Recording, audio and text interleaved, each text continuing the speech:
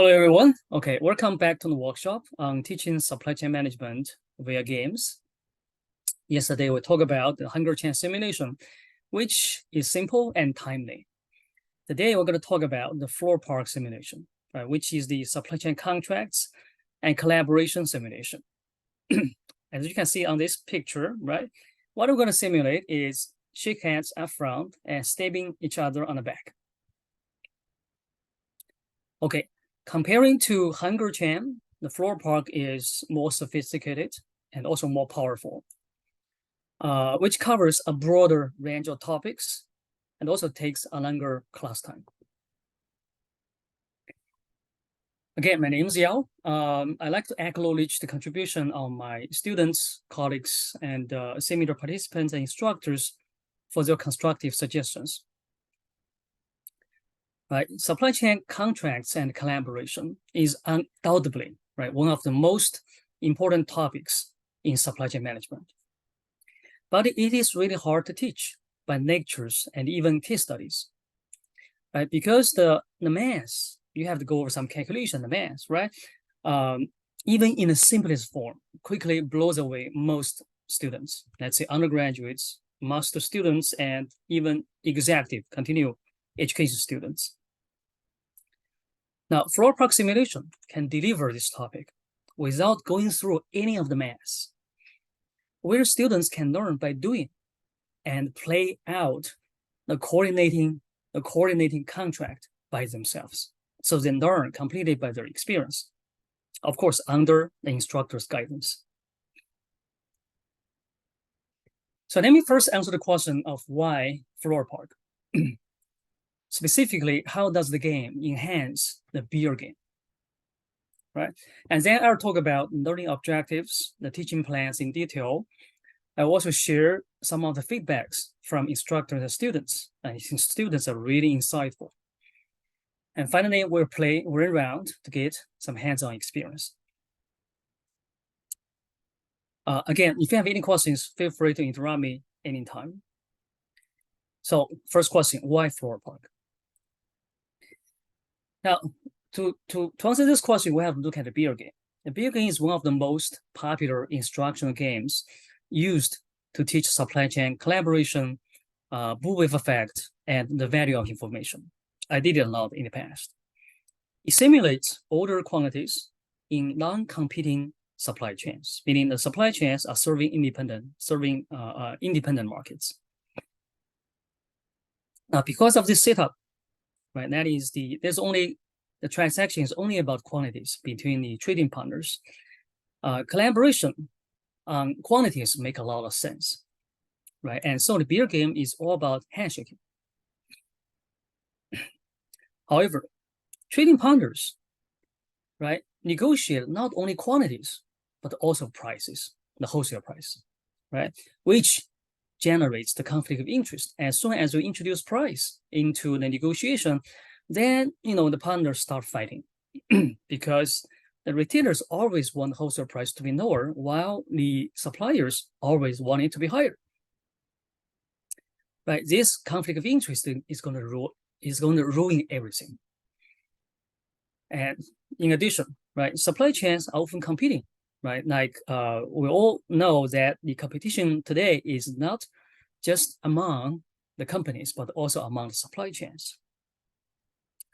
Right, so to include these two missing factors, let's say in beer game, we introduce the flour game. And the flour game simulates both order quantities and also the wholesale price in competing supply chains. So the supply chains are competing in the same market. Everybody tried to get a larger market share. And in the same time, the transactions, right, between the trading partners in each supply chain is not only about quantities, but also about price. So think about it in this setting, right?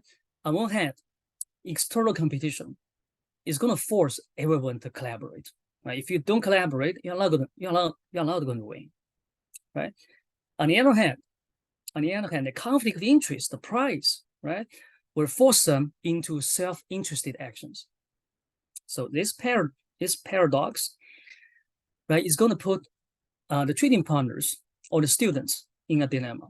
Right? The question is how to collaborate with, which is handshake, and fight against, which is backstabbing, right? Each other in the same time. Okay, so why FloraPark? I think this picture shows the difference between beer game and the FloraPark. Right, beer game involves only quantities, a quantity negotiation, and it's all about handshaking. And FloraPark is involves both price and quantity negotiation, and thus it's both handshaking and backstabbing. Actually, backstabbing plays a bigger role in this game. What do I mean by backstabbing? That means cheating, conspiracies, misleading, and in this game, all kinds of things will happen, and you will experience it. Okay, the learning objective, in short, right, for students is to learn how to balance self-interested actions, right, which is in order to get a larger share of the pie, right, versus collaboration, right, to compete against other supply chains. That is to increase the total size of the pie. Now, more specifically, right, FloraPark simulation is a supply chain strategy game. Right, it helps students achieve 3 learning objectives. First, supply chain coordination by contracts. So students will experiment on various price and quality contracts to learn how to go from backstabbing to win-win. Oops, it's a little too fast. And second, it is a total business game. The students will play the C-suite team perspective, making strategic decisions on supply chain, marketing, and product strategies. Right, and finally, students will undergo or experience intensive negotiation as trading partners in supply chain. So negotiation is also one of the teaching objectives. Well, that's all about procurement, sourcing, right, and then supply chain management. Negotiate with your trading partners. Okay, now at the end of the day, the students will learn 2 important lessons. First is, let me use my favorite show, the Spartacus, right? If you fight your partners, your supply chain cannot win. So you live as one or die as 2. The second lesson is, even if your supply chain wins, you may not. You may sacrifice yourself for your partner's success. So let's be clear. The game is set up to let individual company to win. Okay, so we're not here to optimize the supply chain. We're here to optimize ourselves. And that's what I'm telling the students. So you must find a way to win-win. You cannot sacrifice yourself. Okay. All right. Let me nail the teaching plan. Personally, I like to play 6 rounds, right, and hold interactive sessions in between the rounds to get feedbacks and also guide students in the right direction, so students can play and learn and play better, right? So eventually, through this process, they will find out the coordinating contract by themselves. All fail pretty badly and serve as a counterexample, right? Now, for instance, right, before the first round, I'll talk about supply chain challenges and key lessons, which I will shortly introduce. Before the second round, I'll talk about strategic thinking. That's it, thinking from the C-suite team's perspective, right? Specifically on the integration of supply chain and marketing decisions. And both are very important, right? If you have demand but no supply, it's not going to work, or only supply but no demand, it's not going to work as well. So they need to pay attention to both. And before the third round, I talk about teamwork and group decisions. Right, this game is intensive. The 3 product lines and 3 market segments, a lot of data to analyze. Right, so you need a team. You need teamwork to make this work. And before the first one, right, I will talk about the most important topic in this game. That is coordinating supply chain coordination by price and quantity contracts. Now, after the first round, the competitive information will be revealed to all the all the teams, so they can see what the other supply chain was doing, how much money they were spending, right, on this and that. And so I will talk about competitive supply chain strategies. And finally, I'll talk about negotiation. And after the game, I'm going to show them the game trajectory. And I will also hold a reality show session. Right there, I ask all the teams to provide suggestions to their trading partners. Right, we're going to do a reflection, how to transform the game experience, right, and learnings to reality. Now, as you can see, this is going to take some time, right? So the expected time duration is for 6 rounds is about 6 to 9 hours. Now, I do not do all of them. I don't have enough time, right, in class to run this game. In my regular, let's say, master classes. So I will do a few rounds in class, a few rounds off class, so they can play outside of the class. I just set a date and night for them to submit their decisions. Now, we also run this in executive programs. Actually, this game was initially designed for executive programs, where we are going to spend 1 day and a half, let's say, in a hotel, and we're going to run this game exclusively. And you know what? The part that takes most of the time is negotiation. And you will experience this by yourself. It's very tough negotiation. Okay, now let me introduce a little bit the game setup and also the background. Right, the storyline behind the game is the international fresh flower supply chain, which is quite representative of the global supply chain challenges, for the following reason. Right, first of all, fresh flowers are perishable items with an average shelf life of about 14 days.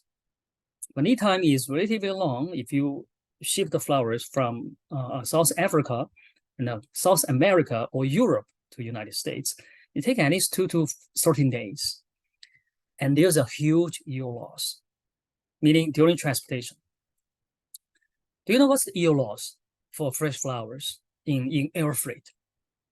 They use air freight exclusively for fresh flowers.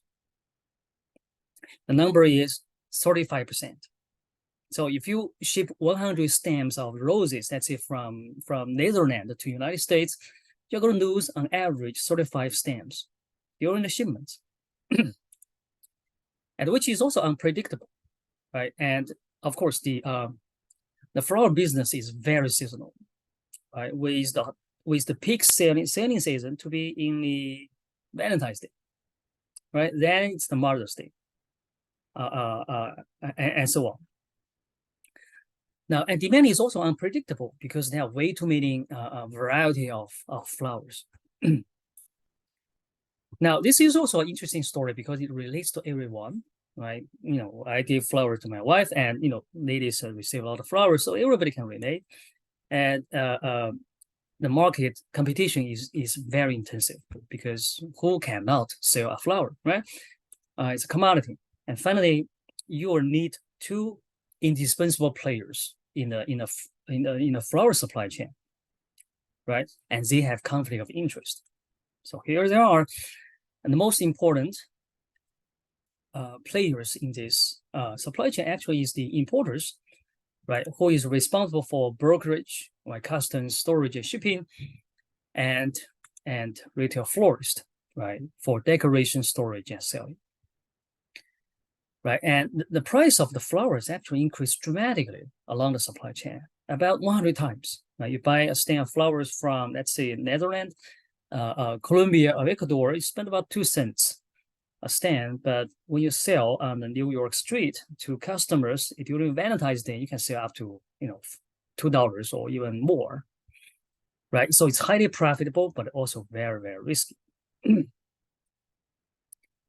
Now, so the game is set up right in a collaborative and competitive environment. So we have multiple competing supply chains, right? Compete for a share of the market. In each supply chain, we have an importer whose responsibility is to secure supply, and we have a florist whose major responsibility is to generate demand. And so we really have to work together to win the competition. Okay, some of the important game features. So there are several supply chain contracts students can experiment on in this game, including the pull, push, and advanced purchasing discount contract. Here are the reference by Gerard and Nim, and their medium size and Amazon papers. Now I will spread out them. If you're not familiar with them, I'll spread them out. Next slide. And it also simulates realistic complexity. You have 3 product lines and 3 market segments, right, to manage, and each of them has different responses to price and marketing mix. And it is a total business game. The students will manage not only the supply chains, but also the marketing, demand generation, and operations, and so on. And finally, it is a dynamic game. So everybody, all the supply chain will start out at identical, and teams will play multiple periods or years to win in the end. Okay, let me more details about the sequence of events and also about the contracts. Right, let's say we are planning for the next Valentine's Day. Right, 2 months in advance, the florist will place the first order, right, which is the advance order at a discounted wholesale price to the importer. The importer, having the orders, the importer will secure the supply from the growers. Now, during the Valentine's Day, right, if needed, the florist will place the second order if demand is high, right, and regular wholesale price and higher wholesale price. The importer, of course, will have no time to source again from the growers. The importers will have to rely on its inventory. So the importer will fulfill the demand, the second order, right, as much as inventory is available. That's it. Now, using this sequence of events, right, students can experiment on following contracts, right? Advanced orders, which is also called push contract, right? So in which the florist will only place the second order, first order, right, or order enough, and the importer will not order anything extra, right? And so in this case, the florist will hold inventory, wait for the demand. Now, in the second, this is the first contract. The second contract is the pull contract, last minute order, right? The florist will push inventory to importer by not placing the first order at all, right? The florist will only place the second order, which is order as needed, right? Completely leave the importer to decide how much he's going to source or she's going to source. Now, these obvious trade-offs between these two contracts, I'm sure everyone knows it, but just briefly, right? If you use the advanced order, right, you have a price discount and also guaranteed supply. The problem is you are going to hold inventory, which is high inventory risk and also requires a lot of money upfront, high budget requirement. The last minute order is good for the florist because it doesn't require any budget upfront, and also there's no inventory risk. However, the florist is very likely to have short supply and also have to pay higher cost. Okay, now a good strategy actually is combination of these two. It's called hybrid strategy, also known as the advanced purchasing discount contract, right? In which the florist buy a sure amount upfront, like in the push contract, and raise the regular wholesale price to encourage the importers carry additional inventories. I'm sorry, just in case.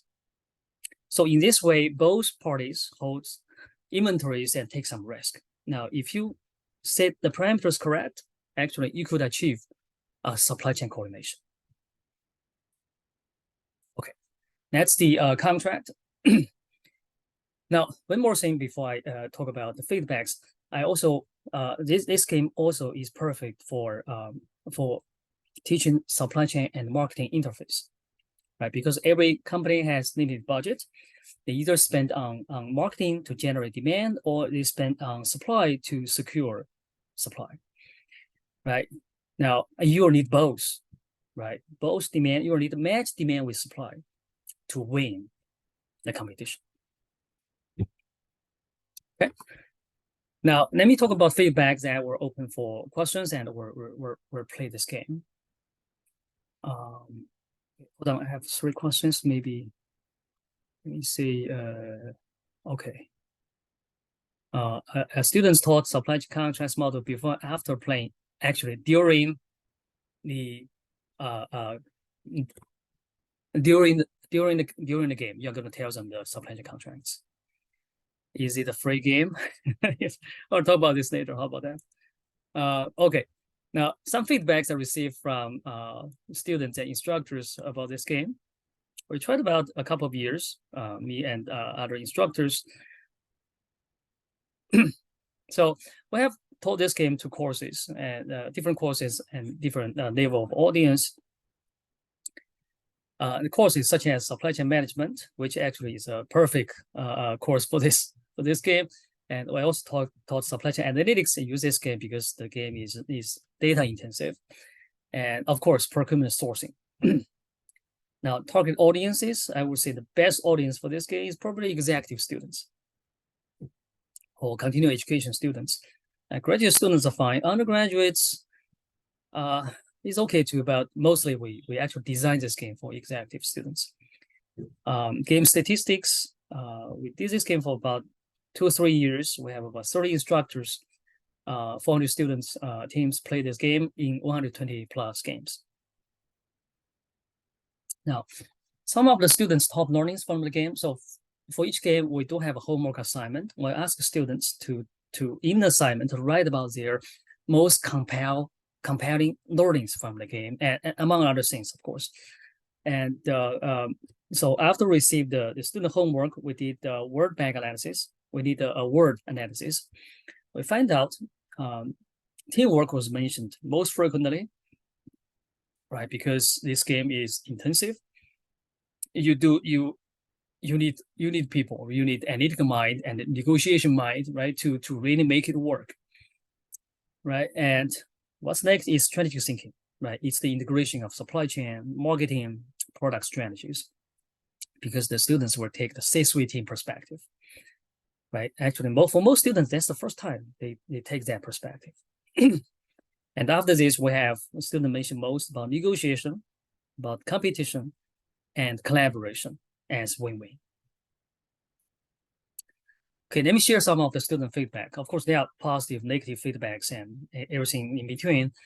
And some of the interesting feedback we had is, first of all, I'm going to tell people, right? After each course, of course, we're going to do a survey and ask them what's the most interesting part of the course. And most students will mention this game, and it is their favorite game among all the games they played. Now, when students say the supply chain strategy game, which is FloraPark, in the second half of the course, or exceptional learning experience. And another student said the best part of the FloraPark simulation was the conflicting motivations between the firms in the supply chain. There must be a careful balance between self-interested actions to capture the maximum amount of value from the supply chain and collaboration to compete against other supply chains. Now, he truly understands the meaning of this game. And some other comments, they mentioned what they experienced in the game. One team said, we noticed other supply chains try to profit at the expense of their partners. Well, they do a lot of fighting, right? By raising prices. This affects their ability to collaborate as a group. Oh, this happens a lot. Actually, more often than collaboration. And another thing said, well, I realized the supply chain visibility is very important. As we share our demand forecast with the importer, he was able to plan better and cater to our demand, and so on and so forth. So we have tons of comments out there. Actually, we published a paper on informs transaction education, and in the paper we have more comments there. Now, when student actually smart enough to figure out the winning strategy by themselves, I didn't tell them about this. Now, this student team were playing the importer, and what they said is part of our supply chain strategy was for the importer to carry most of the inventory risk, which is the hybrid strategy, right? We just mentioned the advanced purchasing discount contract. So since we're carrying the risk, we were able to negotiate better X2 price. X2 price is the regular wholesale price in order to be compensated for the risk, right? This is beneficial for the entire supply chain because it allows the retailer, their customer, to invest more in marketing. So the investment in marketing allows them to obtain a significant market share and to become extremely profitable. Since our retailer was profitable, they were able to pass on some of the profits to us for holding their inventory. As they concluded like this, we were critical to each other's success. And our strategy won't work if both of us didn't participate. Our combined strategy was greater than any individual strategies we could have.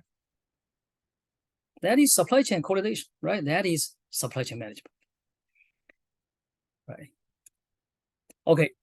Now, of course, we also run online survey in our classes to measure the outcome of the game and learning outcomes, right, statistically. Now, in several areas, right? For example, supply chain coordination contracts, that's the first one.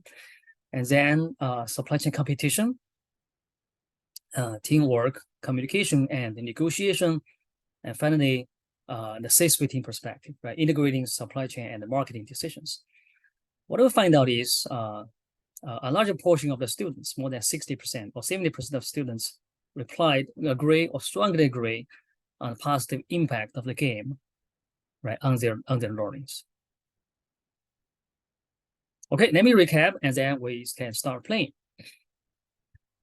Okay, so supply chain contracts and negotiation is one of the hardest topic to teach, but one of the most important topic in supply chain management. It's hard to teach, but easy to play out. And through gaming, students can experiment, right, on various price quantity contracts. And they can find the winning strategies or the coordinating contract by themselves. Of course, not every team will be able to do that. Some other teams will feel pretty badly because they fight against each other, they cheat, they try to cut throat of the others, and they will feel pretty badly. And that will serve as a counterexample. All right, so you compare the winning teams versus losing teams, it's very clear why you win, why you lose. That's a great lesson. That's a great lesson. And finally, students get valuable experience as C-suite teams, right, to integrate, right, supply chain marketing decisions.